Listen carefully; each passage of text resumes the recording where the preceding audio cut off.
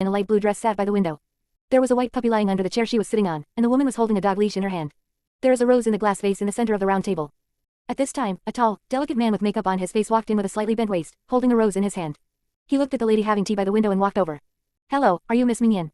Mingyan looked up at the strange man in front of her and said, "I am, are you Mr. Tang?" That matchmaker Wang introduced to me. "Yes, let me introduce myself." Tang Wei stared at the fair and beautiful woman in front of him with his eyes wide open. He rubbed his hands and quickly sat down to introduce himself. He spoke eloquently, about his financial situation, his life experiences over the years, and even showed off his high education. After he finished talking, he asked her, "Excuse me, Miss Mingyan, which school did you graduate from?" "Mingyan, I'm just an undergraduate student at an ordinary school." Tang Wei nodded in understanding. "So what kind of work are you doing now?" "Mingyan, unemployed vagrant." Tang Wei, "I heard from Aunt Wang that you work in a big company, don't you?" Mingyan, "Yeah, I just resigned not long ago." Tang Wei, the woman didn't say much from beginning to end. He asked a question and she answered it. Gradually, Tang Wei's attitude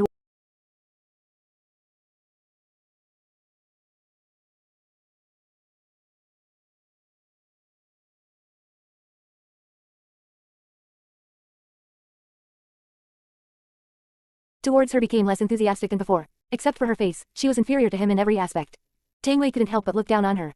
"Is this your dog?" Tang Wei, it's not cheap to raise a dog. It must cost a lot of money, right?" Mingyan, "Not bad." Tang Wei continued, "If we are together, you still have to go to work in the future." Mingyan raised her eyebrows when she heard this. "I don't plan to go to work." Seeing this, Tang Wei immediately said anxiously, "How can you not go to work? Do you want to rely on me for support? Your family is not rich, I can't afford to support you and your family. I heard that you have a younger sister, right?" "Mingyan, you don't need to raise me." Tang Wei smiled and said, "That's good. Then can you wash clothes and cook?" Mingyan said easily, "Yes." When Tang Wei heard this, he gave her extra points in his heart. Not bad, she is a model of a good wife and mother. Mingyan rolled her eyes. Tang Wei continued, "After we are together, you must take good care of my mother and be filial to her. It was not easy for my mother to raise me." But the next second he heard the other party say, "Mr. Tang, I haven't fallen in love with you yet. Isn't it too early for you to say these things?" Tang Wei, "Mingyan, you have been so unfilial to your own mother for so many years, and you want others to be filial to her for you. You are so shameless." Tang Wei finally reacted. His expression immediately changed after being exposed. He stood up and said angrily, "You are such a person and you still want to be picky. I think you are not here for blind dates or marriage, but to catch rich guys."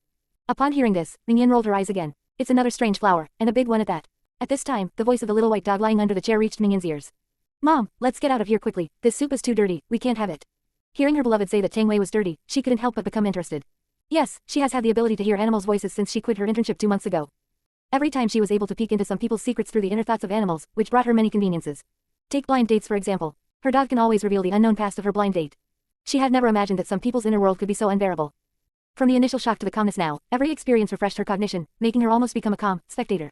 Mingyan asked her pet dog, "Shuibing, what's wrong with him?" "What's wrong with this one?" "Mom, this person smells really bad. He smells like a mess of rottenness." Hearing this, Mingyan looked seriously at this man who was quite handsome, but he had a bad temperament and a hunchback. The face looked a little greasy, with dark circles under the eyes, and the posture he stood in was a little floating, as if all the energy had been sucked out of him. "Isn't this Tang Wei a poison? He's not a drug addict, he just frequents a nightclub with lots of lights flashing at night." Mingyan, prostitution, snowcake, yes. Not only did he visit prostitutes, he also went out with rich women as a gigolo. Mingyan burst out laughing when she heard this. Tang Wei saw that after he yelled at her, the woman didn't get angry but laughed instead. This showed that she didn't take him seriously at all. He became even more angry and asked, "What's so funny about you, a gold digger?" Mingyan narrowed her eyes and said, "Who are you calling a gold digger? You are such a jerk, you are so dirty yourself, and you still have the nerve to criticize others." Tang Wei was shocked and immediately yelled, "You are a gold digger and you want to ruin my reputation." The noise of the quarrel attracted many customers to look sideways. Some customers even took out their cell phones to take videos. "Everyone, come and take a look. This woman came out for a blind date without a job or education, and she wants me to support her forever. She just wants to hook up with a rich man, she doesn't want to do anything else." As soon as Tang Wei finished speaking, there was a commotion in the restaurant, and everyone looked at the woman with an expression that seemed to be enjoying a good show. "Snowcake, damn it. This guy lies all the time. Mom, expose him for me and make him lose all his reputation and face. He can't stay in this Ancheng anymore." Mingyan had exactly this intention. She would make anyone who made her unhappy unhappy. I have seen shameless people, but I have never seen someone so shameless. You have been to nightclubs many times, right? You are a prostitute every day and you are a duck. You still have the nerve to cry thief, thief. Tang Wei's eyes widened, and a trace of panic crossed his mind. "You, don't spit blood on me here." In order to cover up his panic, he immediately angrily said, "You can eat whatever you want, but you can't say whatever you want.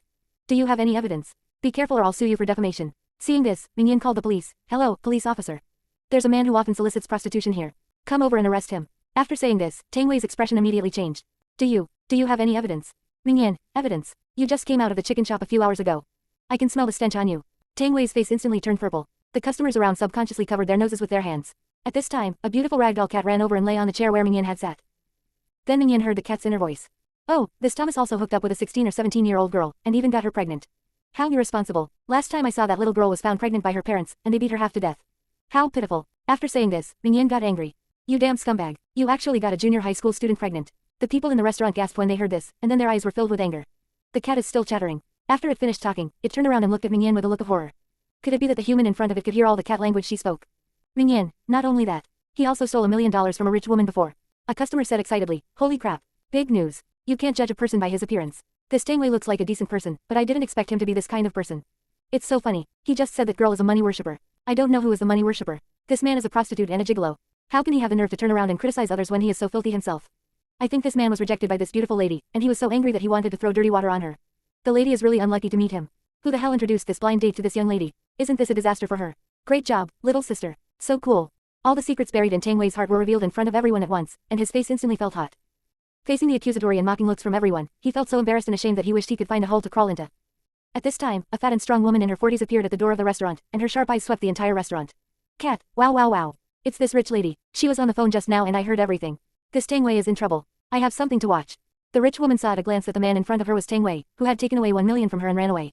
She ran over angrily, grabbed his ears and yanked him hard. You bastard. I finally found you today. Sister Lee, it hurts. I'm wrong. Sister Lee, let go first. After meeting the rich woman, Tangwei immediately lost his domineering demeanor. He bent over and fawned on the rich woman, begging for mercy. However, this time the rich woman was not as easy to coax as before. You bastard. You say one thing to my face and another behind my back. You eat my food and drink my drinks, and you even keep another woman from me. You shameless bastard. Give me back the $1 million you took from me. Sister Lee, if you give me a few more days, I will definitely. Before he could finish his words, Tangwei was hit hard by a punch. The rich woman was very strong, and Tangwei was like a chick in front of her. She lifted him up with one hand. Mingyan's ears were filled with Tangwei's shrill cries for mercy. The farce ended only when the police arrived. Tangwei was taken away by the police, and everyone in the restaurant applauded. Wait until the crowd disperses. The cat's owner came to look for it. Good boy. Why are you running around? The woman saw her little darling lying on a chair. While she was watching the show for a while, her pet cat sneaked in here. Mingyan came out of the restaurant in a particularly good mood. She walked on the street holding an ice cake. At this time, another young girl holding a teddy dog yelled at the tree. Ah, if only I could understand dog language. Upon hearing this, Mingyan recalled how she resigned 2 months ago because she was dissatisfied with the company's incompetent leader who liked to bully newcomers. At that time, she was standing on the street, looking confused. Miss, do you want to buy a dog? My dogs are so cute. Mingyan glanced at the cage and saw some lively cats and dogs jumping around, each of them was very cute. She wanted to buy one, but when she thought about the fact that she had no job, no income, and no house to live in, she shook her head and refused. I don't want this dog anymore. Give me my money back. Suddenly, a well-dressed woman came to the stall carrying a cage, and in the cage was a pitiful, dirty, skinny little white dog. Miss, if there is nothing wrong with the dog, we will not refund it once you pay for it. Not going back. Why not? This dog eats a lot and likes to make noises. Its poop and pee stink. After saying that, the woman kicked the cage a few times in dissatisfaction, as if she was venting her anger, with a face full of evil. The stall owner looked helpless. Miss, I reminded you before you bought it that raising cats and dogs requires a lot of patience.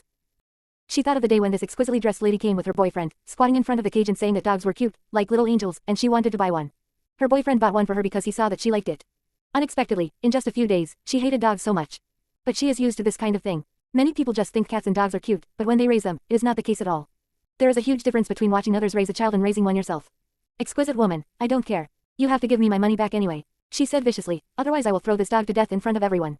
As she said this, she kicked the cage hard, and it instantly overturned. The little white dog inside let out a whimpering sound.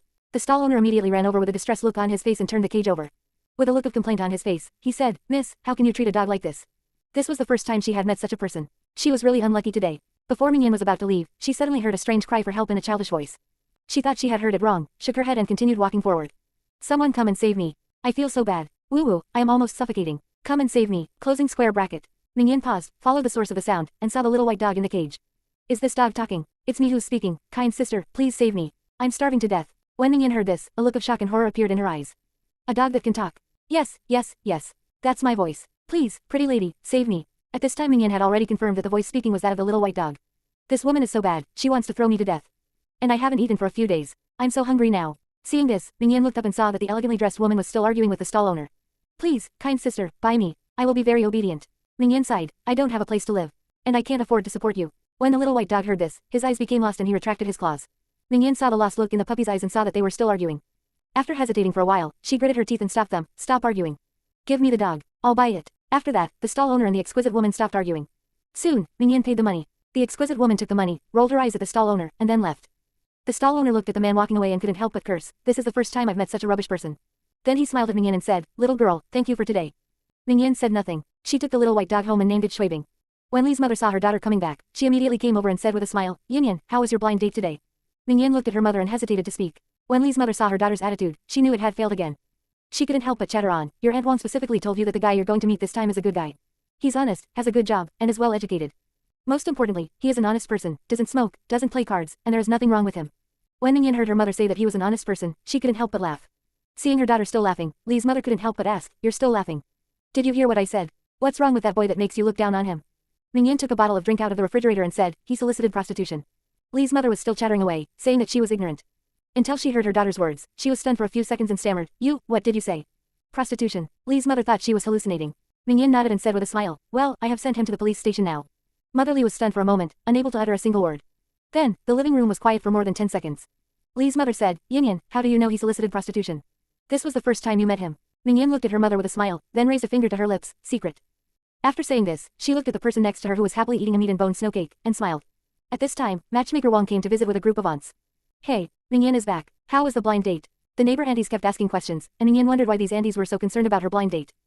Matchmaker Wang held her hand in an intimate manner and said, "Mingyan, the person I introduced to you this time is not bad, right?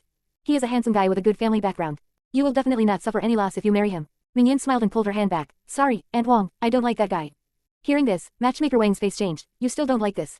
What kind of girl do you want to pick? I tell you, the best age for girls is between 18 and 25. If you want to pick a good girl after this age, you won't have a chance." Matchmaker Wang was implying that you should not be ungrateful and should not consider your own conditions.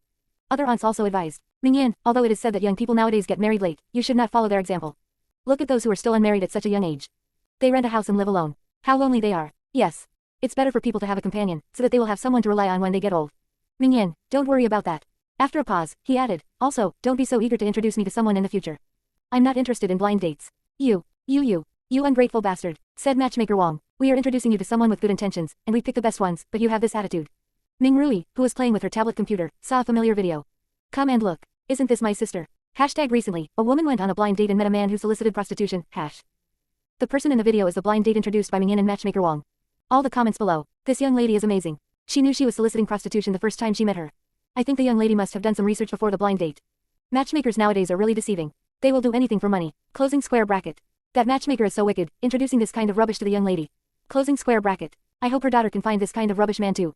Closing square bracket. Am I the only one who finds it unbelievable that such a pretty girl would go out on a blind date?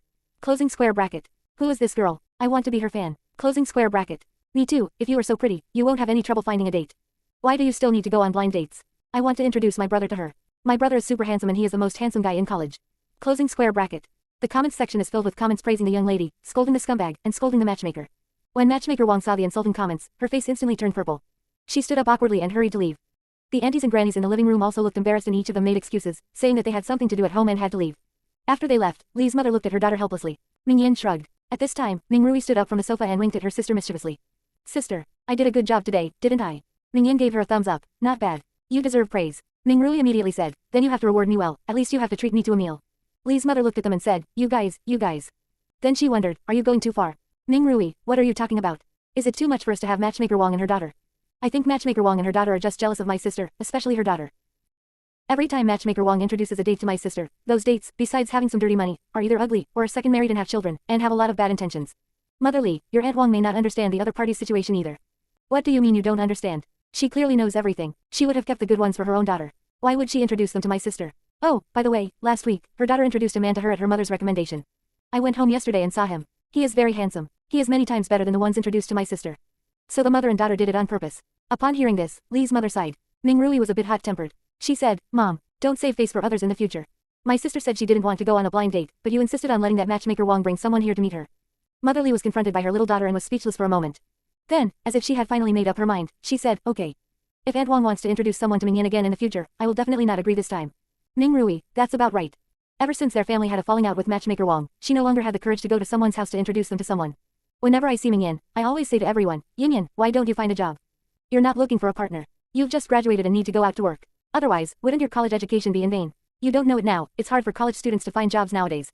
It's not as popular as before. That's right, it's like that these days for college students. You have to go out to work no matter what. Your mother worked so hard to raise you. Do you want to continue to live off your parents at home after you graduate? Said someone nearby. Didn't she have a job before? She quit her job a long time ago. She has been staying at home for 2 months now. The neighbors are watching her. It's been too long. I heard her family still owes a lot of debt. The neighbors were talking about it all at once, and when matchmaker Wang saw this, a barely perceptible smug smile appeared on her face. Mingyan rolled her eyes after hearing what these people said. How free these people are, they just love to gossip about her. Ming Rui directly responded with one sentence, it's none of your business. Suddenly, a young girl in a white skirt came running in with her white cat in her arms. When she saw Mingyan, her eyes lit up. Mingyan, please help me check what happened to my Guogo. He suddenly started vomiting and having diarrhea. I was scared. The girl's name is Wenyu. She lives next door and has known Mingyan since childhood. Mingyan, don't worry, let me check on your Guogo's specific condition first. Guogo, oh my god, I finally see you. Please tell my master that the canned fish she gave me this morning has expired and I have a terrible stomachache now.